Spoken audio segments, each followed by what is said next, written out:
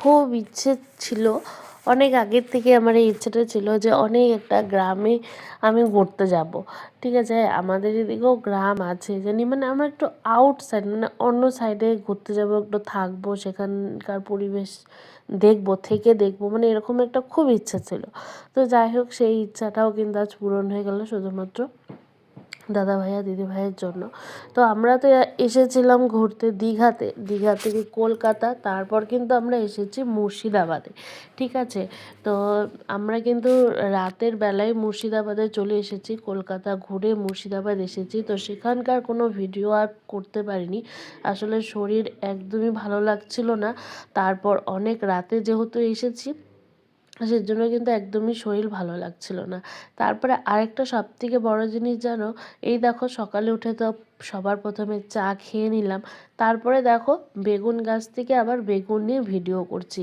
তোমরা এখন সবাই বলতে পারো যে কী ব্যাপার, এক অন্য জায়গায় এসে ফট করে এতটা কেন?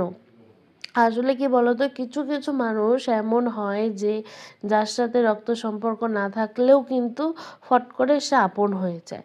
এটা হচ্ছে আমরা যেখানে এসেছি মুর্শিদাবাদে, সেটা কিন্তু দিদি ভাইয়ের মাসির বাড়ি। ঠিক আছে, তো মাসির যে ছেলে রয়েছে তার নাম হচ্ছে বেলাদা। তো বেলাদার সাথে কিন্তু আমার বিয়েতে আসেনি, কিন্তু আমার বিয়ের পর দেখা হয়েছে। মানে তখন থেকেই এত ইয়ার্কি করে, এত মানে মানে ভালো মানুষ থাকে না যে খুব জমাটিয়া মানুষ, আর মানুষকে খুব আপন করে নিতে পারে। কিছু কিছু মানুষ থাকবে, দেখবে যে খুব অল্প সময় কিন্তু মানুষকে আপন করে নেয়।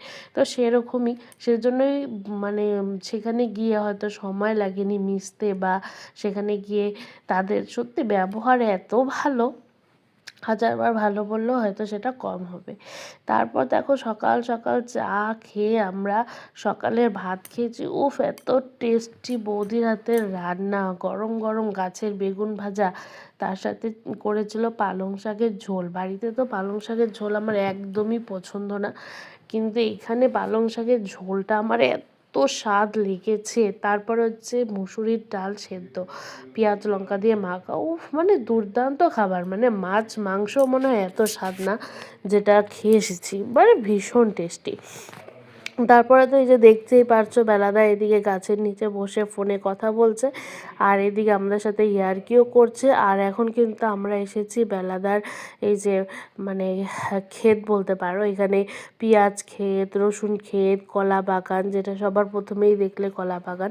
তো আমরা কিন্তু মানে সম্পূর্ণ কলা বাগানটা ঘুরিনি, কারণ ভিতরে কিন্তু আরও ছিল, সামনেই তোমাদেরকে দেখালাম।